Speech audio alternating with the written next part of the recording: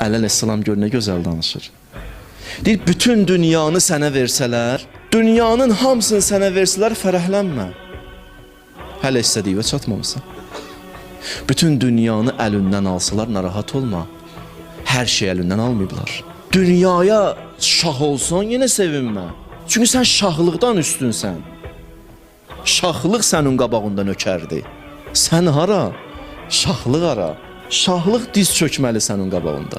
Cılızdaşımızla onu fikirləşirsən. İmam Baqir kəlməni biraz da böyüdür. Deyir, sənin qiymətin nəinki dünyadan üstündür, sənin qiymətin cənnətdən üstündür.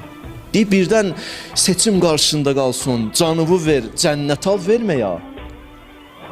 Canının qiyməti cənnətdən bahadır. Cənnəti tikən sənsən. Cənnət sənin əməllərindən hazırlanır. Cəhənnəmi də cəhənnəm edən insandır.